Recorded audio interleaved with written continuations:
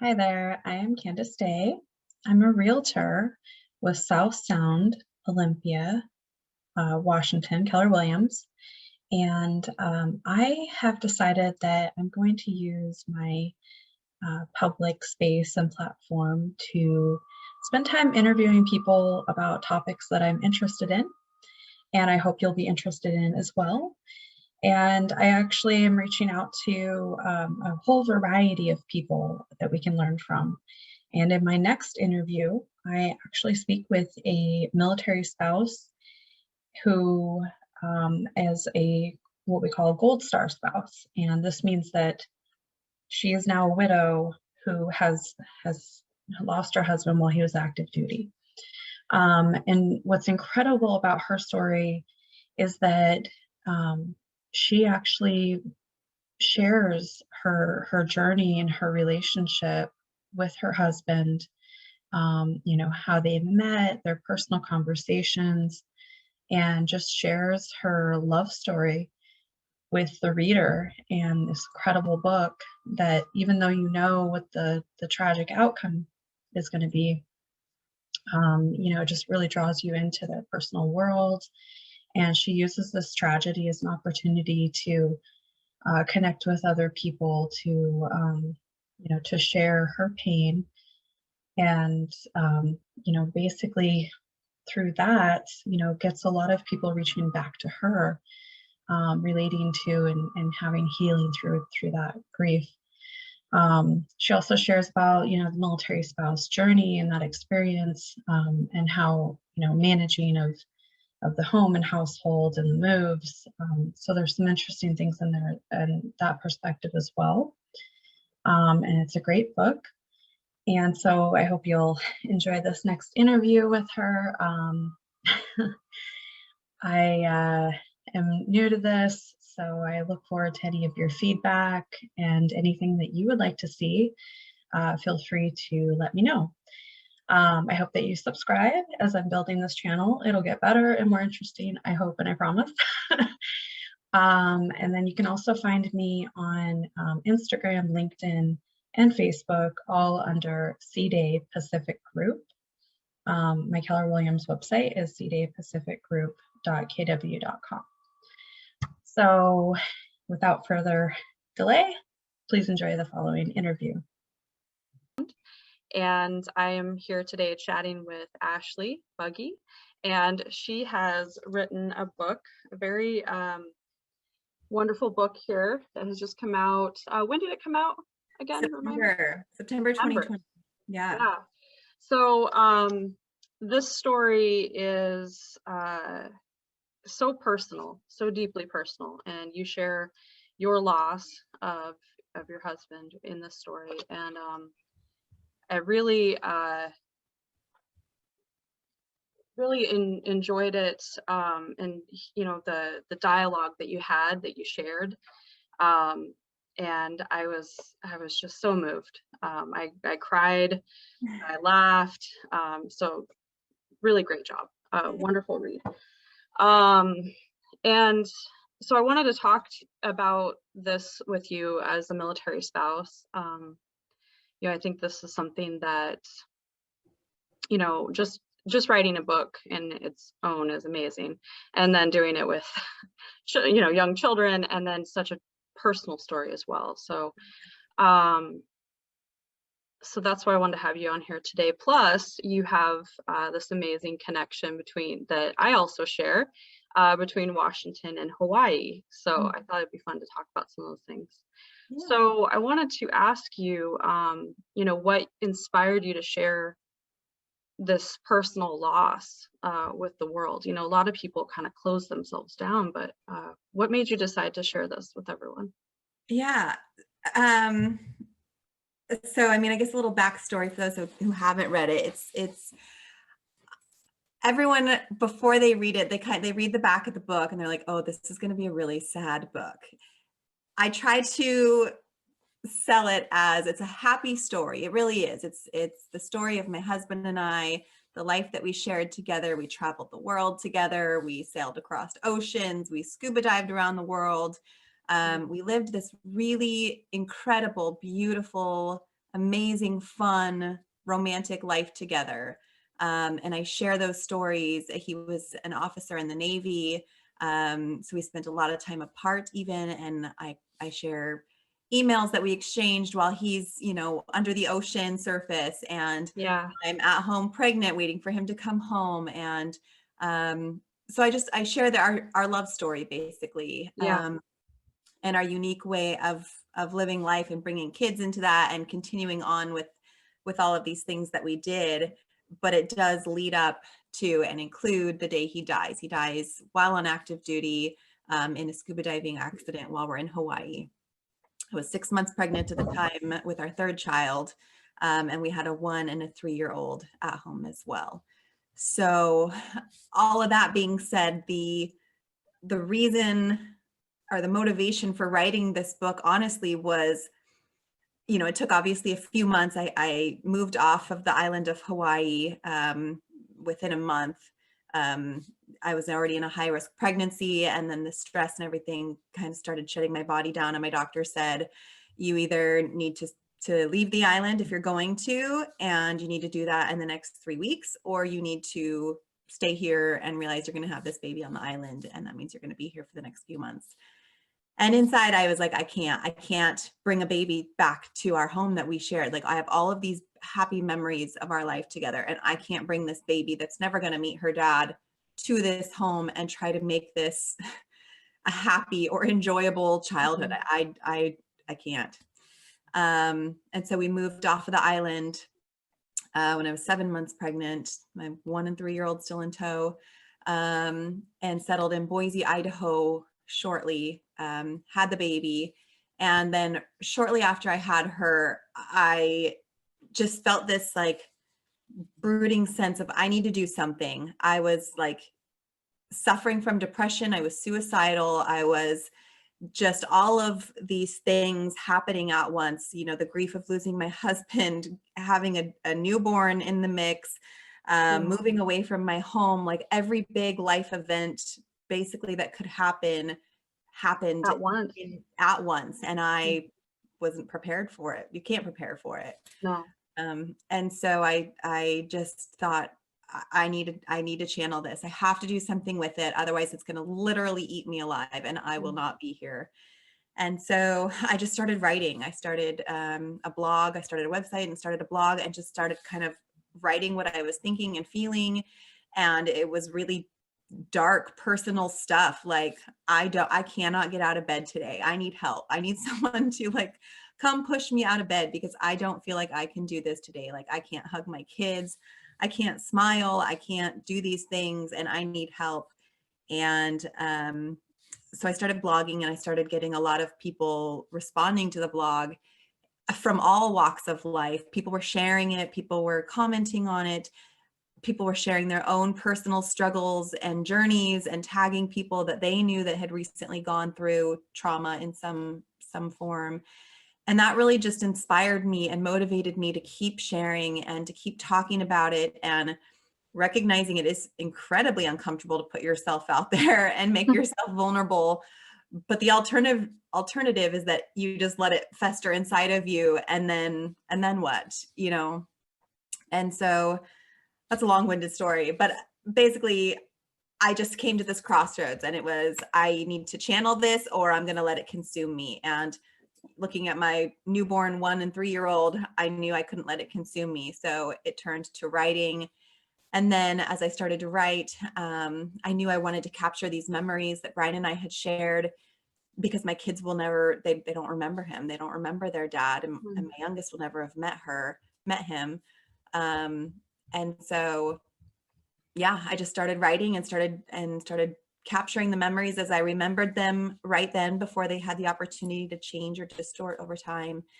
And thankfully, so many people had kind of been following our journey as we went along that by the time I had enough material written, I had enough support, and they said, let's publish this. I said, okay.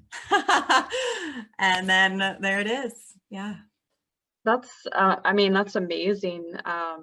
That you took something and really through a therapeutic process, created this story. Yeah, I love it's such a celebration of your life together. Yeah. And of his life, and you really feel like by the end of the book, like you kind of know the guy. Yeah. You know, I mean, the way you describe him and your conversations, and you know, and he accomplished so much in such a short time, and you know, it's just seemed like a really incredible person, you know. He was. And it's amazing because like part of the joy in this for me that I obviously didn't realize when I was writing it, but May will be 3 years that he's passed away, and to still be sitting here and getting to talk to him about you, or talk with you about him, Yeah. and share stories of who he was and things that he did and the accomplishments that he did, and just the life lessons that he still like imparts on me and our kids and our family and friends.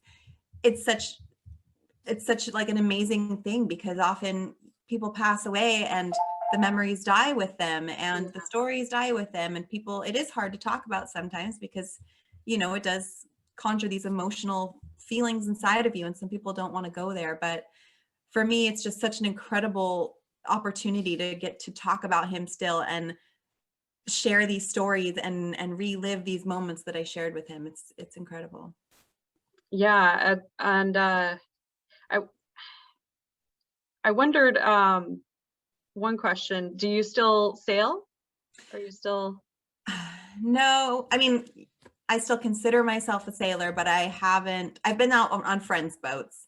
So when I go to Hawaii, I have a good friend who is actually one of Brian's coworkers, and he's taken the kids' night out on his boat. So I sail on other people's boats, but I don't have a boat right now. Forgive me for forgetting the name of the boat, though. The Golds, was it the Goldie? Stay Gold. Stay Gold, that's it. Yes. And that's the one that he took across the ocean to Hawaii on our 36-foot yellow sailboat. Yeah. Yeah. What an incredible experience. Yeah. And is that boat in Hawaii still? It is. So thankfully, I guess, so he sailed our boat over. It took him 3 weeks, 21 days, almost to the moment from the time he left Gig Harbor and sailed it across the ocean. And then that was in July. We stayed there for like an extra week once he got there. And then we flew home, and he was commissioned as an officer on August 1st. And then he flew off to his schooling for becoming an officer. And I packed up our house in Gig Harbor and moved with the kids to Hawaii. And then when he got to Hawaii, it was kind of complicated, but we got pregnant. We had a miscarriage. We got pregnant again. And we had both been obviously scuba diving for years at that point. We were really excited about diving in Hawaii, and the boat just kind of went by the wayside. We went out on her like a few times, but this whole big build up to having Stay Gold in Hawaii kind of got pushed to the side with being at the beach every day and raising kids. And then Brian got work involved. and we both worked. Brian got involved in the scuba diving training, and that really consumed a lot of his time. And so eventually we said, you know, should we sell her and buy a dive boat instead? And that was kind of our plan. And we sold her literally, I think 2 or 3 weeks before he passed away. But the silver lining is that we sold her to this guy who I still stay in touch with, and she's still in Hawaii. I follow his Facebook page, and actually I just gave him the Stay Gold website. So now he's going to be updating the Stay Gold website with his adventures on her fun. school. And actually on the 1-year anniversary of his death, I flew over to Hawaii, and I had his ashes made into a living reef memorial. And so I dove. That is incredible. Yeah, I put together a dive team of his old dive team friends that flew in from all over the country, and had this reef flown in, made from his ashes. And that was my first time back in the water after him dying. And we dove and we placed his living reef memorial on the ocean floor. And the owner of Stay Gold had said, you know, if anyone wants to come out on Stay Gold, that's, please. And so all of our family and friends that don't dive went out on Stay Gold. He sailed the boat over to where the dive boat was, and they got to watch us place the Living Reef Memorial in the water. Wow. Yeah, it was incredible. That's so beautiful. I Yeah. mean, you've really taken, something that's like the hardest experience, one of the hardest experiences a person can have, and you've really, made it into something just amazing, and what a tribute, Yeah. It's so beautiful. So I'm just wondering, I guess a couple of questions about like how you were able to accomplish this with 3 young children. Like, I mean, all of what the writing the book, the blog, the website, this is not just easy stuff that, you just have all the time in the world to do. I mean, this takes a lot of time and effort and focus. So have you had a lot of support from your family, or how did you manage all that? And it's just amazing. Like, my mind is blown. I can't imagine doing it. I don't stop. That's the easy answer. I don't ever stop. I don't ever sit still. Like, honestly, capturing me for an hour podcast is about the longest I sit still during the day. I am always going. Love it. I do. So when my youngest was 4 months, I decided Boise was not the place for me. I didn't want to be there. I wanted to come back to the Northwest. This is where Brian and I met. This is what feels like home. I don't have any family here. My dad lives like an hour away, I guess, from here. But I don't have any family around where I live. But I have really good friends that I've grown up with that knew Brian, that just feel like home to me. And so this is where we moved back to, and where I'm choosing to raise my kids. But I do have a lot of support and just people who want the best for me and the kids, and friends who show up. Like, my best friend Casey takes my kids to soccer every Monday night. So I get, a few hours while they're all at soccer to do what I need to do that it's harder to do when there's kids here. Yeah. And my kids have a nanny that helped during the day. Thankfully helped me with this online school situation that we're in. My goodness. Right. But I just try really, I've always been very active, very busy. I've always worked full time. So really I'm used to kind of juggling a lot of things happening at once and with kids in the mix. So Yeah. I find ways to make it work. Sometimes I do interviews, or I'm working and there's a kid next to me saying, Mom, can you open this? I'm like, this is real life. I'm sorry. Like, any parent knows. Exactly. That's how it is. And also, as a military spouse, it's just that constant juggling. It kind of turns you into a different person in a way, pushes you to a different extreme, and then it just becomes normal.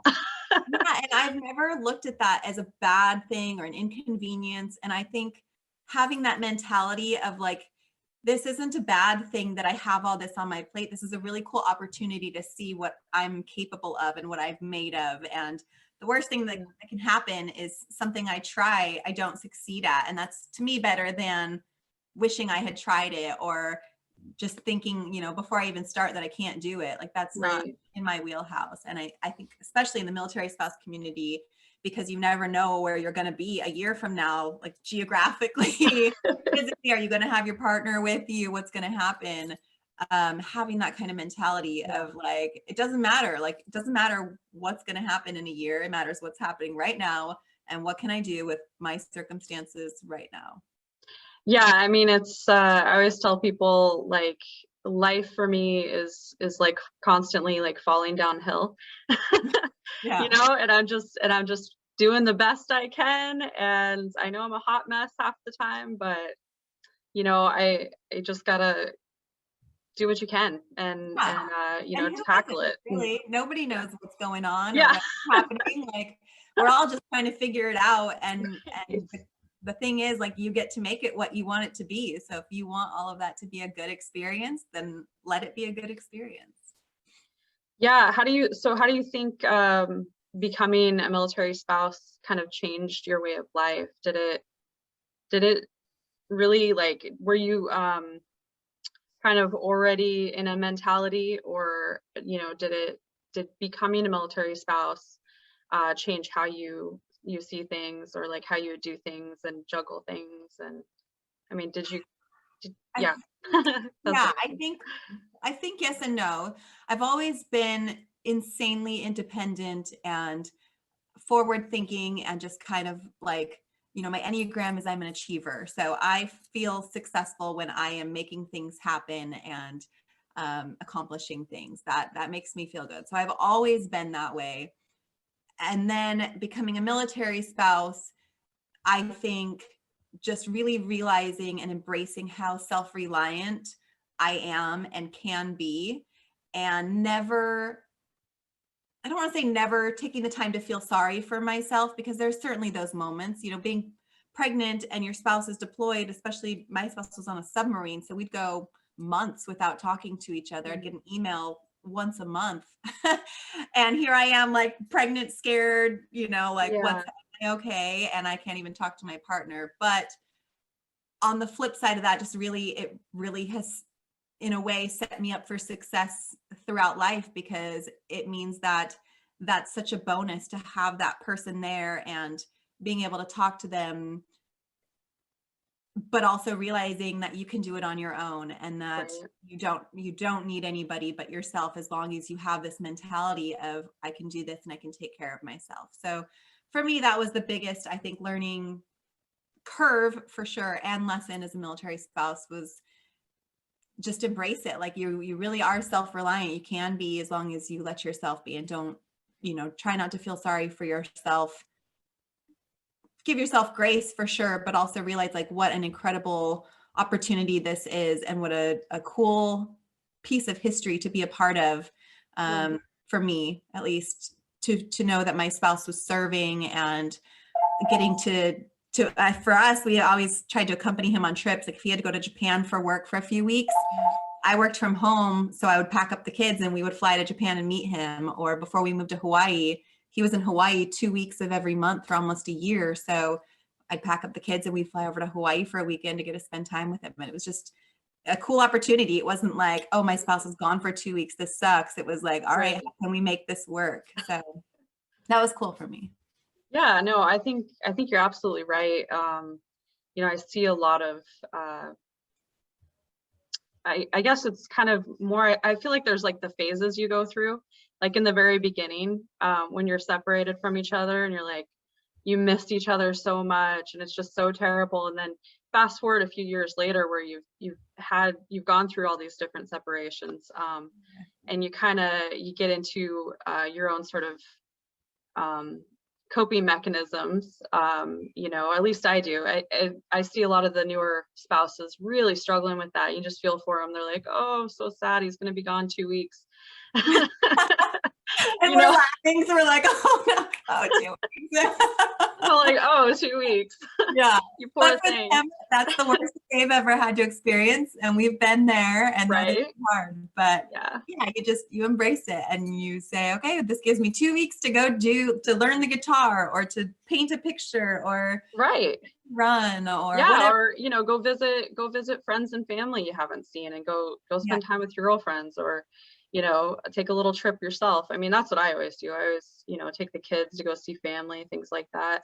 Yeah. I wanted to ask you, you've lived in both places. Do you feel like, can you talk about some of the similarities between the places, or some of the differences that you feel like, between the Pacific Northwest and the Pacific Islands? Oh, they both feel like home to me. Honestly, people are always like, what do you consider home? And I'm like, the Northwest and Hawaii. They're so different, but they both, it's an emotional tie. I think people who live in a place, grow up in a place, or experience certain life events in a place are going to be tied to that place. So the Pacific Northwest is absolutely beautiful. It's green, it's mountainous. Today we've got blue skies, thankfully. That's not always the case.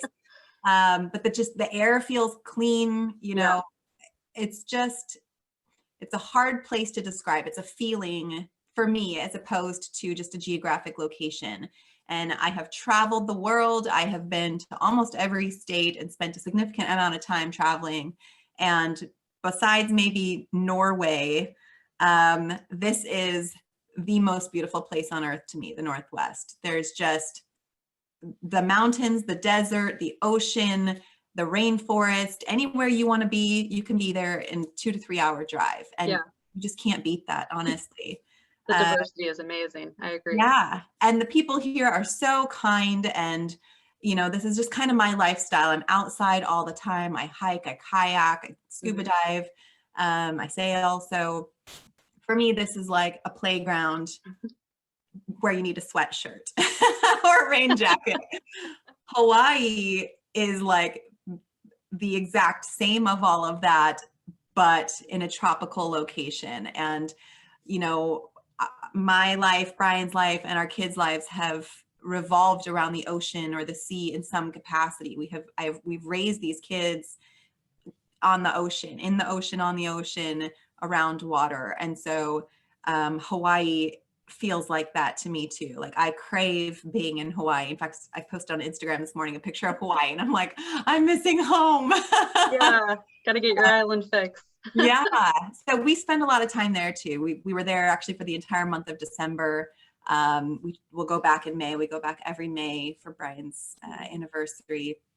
And it just, yeah, it's its own feeling, you know, the ocean, the constant 85-degree temperature, the people there.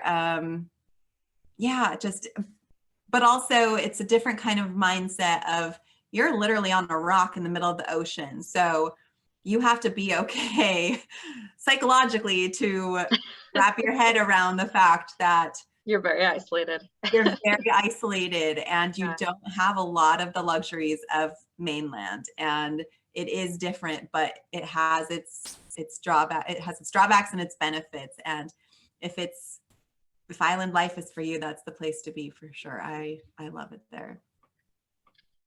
Yeah, I can concur with all of what you just said. Having lived in Hawaii before, you know, lived there for 2 years, and then I also, you know, lived in Olympia area for about the past. I've been connected in this area for about 6 years now, and then now back again in Hawaii. But here I sit right now in Washington, you know, because I work here. So for me, it's just, this is like a connection that's just always going to be there, you know. Yeah. And it's just a great opportunity to expose the kids to the beaches and everything. So it's been great. Yeah. So I wanted to ask you, I have like quite a few questions, but I'm going to try to maybe skip through a little bit, just so that, you know, we have enough time to kind of cover things.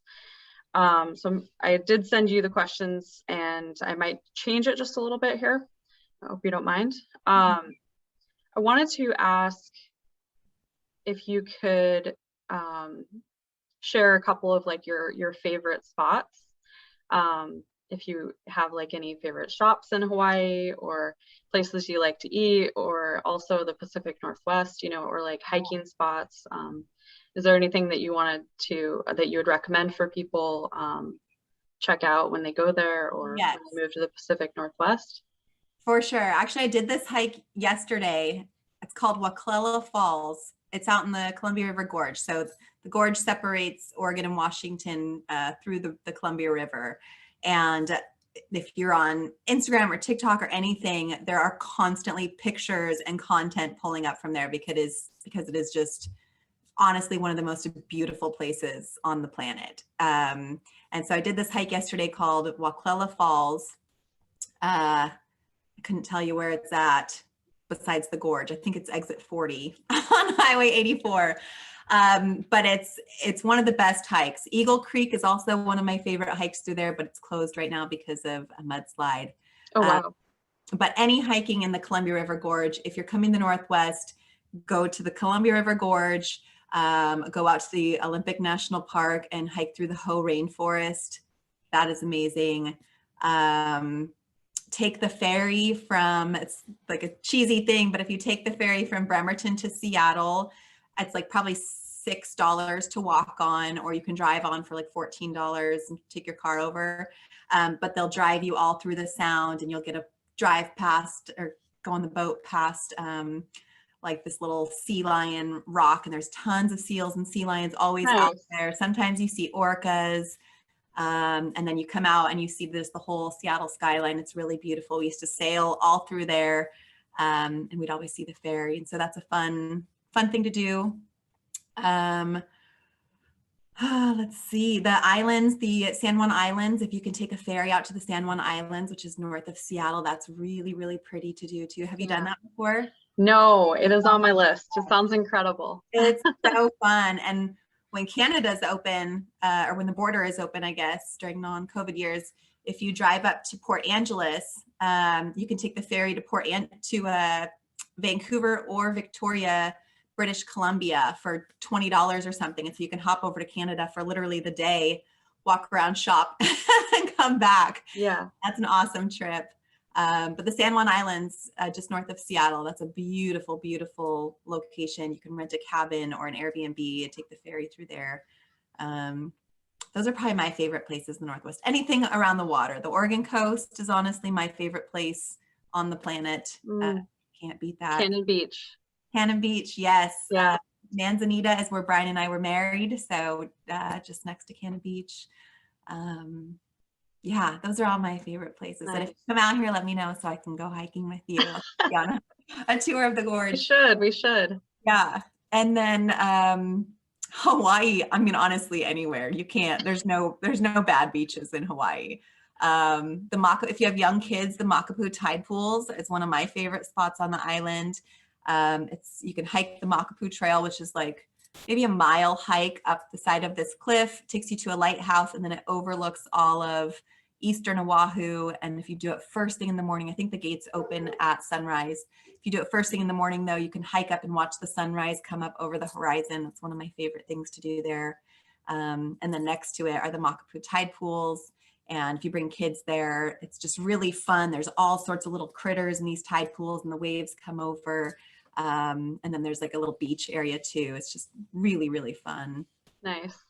If you're military, Dog Beach, or Hickam Beach. It's actually not called Dog Beach, but I don't know. We always called it Dog Beach. I think it used to be called that because you could bring your dogs off leash there, but you can't anymore. It's right next to Hickam Beach. That's one of my spots. And you can rent stand-up paddle boards and kayaks for $5 at Hickam Beach, or you used to before COVID. Yeah, before COVID. Everything's before COVID. BC. Yeah. So those are probably my favorite places. And then on Oahu, if you're there, eat at Aloha Salads and get the tomato bisque soup, because that is literally my favorite food all on the entire island, which is a weird thing to go to Hawaii and eat, but I promise you. It's so good. Or Yard House in Waikiki. Yard House, yeah. Yard House in Waikiki and get the hot and spicy edamame. Yeah, or Maui Mike's. Have you ever been there? Maui Mike's Chicken? No. Oh, you have to check that out. Vegetarian though. Oh yeah. Sorry. Yeah. Don't try that. Yeah. Oh, that's great. So I wanted to ask you, I noticed reading your book that you were in banking. Mm-hmm. And so as I'm in real estate, I have to bring up the question of the opinion from other people, especially in the industry. You've seen both markets in Hawaii and in Washington. They're both crazy. Yeah. Which do you think is a better market for a person to purchase in? It's just a matter of preference. You're going to spend a lot of money no matter what. Personal preference, personal lifestyle, I would pick the Northwest. You can get a lot more and a more comfortable lifestyle here in the Northwest for your money, and then spend that extra money to go on a nice vacation to Hawaii a couple times. There you go. That's kind of my thoughts. Like, yeah. I've got young kids, so it's important to me to have land and a house big enough where everyone gets their own room and, in a nice, safe area. And I can afford that here in some locations of Washington or in the Northwest. I couldn't afford this house and my property in Hawaii. And so for me, with that in mind, it was important to buy here and then visit Hawaii as much as Yeah, possible. because it's a nice, just straight shot over 6 hours and you're there. Yeah, So exactly. it's pretty sweet. Yeah. So back to your work. You just finished another book. Mhm. Can you give us any clues as to what it is going to be about, or can you share Yeah. anything about this? Yeah, so always come back home came out in September, and then I actually helped my kids write a book called A Hui Ho Until We Meet Again, that tells their story through their lens of losing a parent, and it's really catered towards young kids who have lost a loved one, talking about funeral and loss and grief and sadness and confused feelings, and using very real language and terminology. And so that one came out in October of 2020. And then I just finished writing this next book just a few weeks ago. And it picks up where Always Coming Back Home leaves off. So that one leaves off when Brian passes away, and kind of a sad ending. I mean, obviously a really sad ending. Yeah. This next book is not titled yet, but it picks up where Brian leaves off and goes through the next year of my life. So Wow. it goes through leaving the island, through having Adeline, my daughter, without him. It goes through how I start to deal with grief, and that includes finding my confidence again, which I did in part by planning a 2-month trip through Europe with all 3 of my kids. So before they were even 1, 3, and 5, we all packed a single backpack and went to Europe and traveled through 8 countries of Europe for 2 months, and just tried to make new memories as a family Wow. going through this type of grief. I cannot wait to read that. So you Yeah. gotta let me know as soon as it comes I out will. and get it. Thank you so much for talking with me today and sharing your story and your journey, and chatting with me about the Pacific Northwest and Pacific Islands. I really appreciate you taking the time. That was my pleasure. Thank you. So I will share your information on where people can find your book, Okay. and I'll share this video as well. And if anyone has any other questions, they can feel free to contact me, and I'm happy to connect you. So thank Awesome. you. Thank you. Bye. Bye.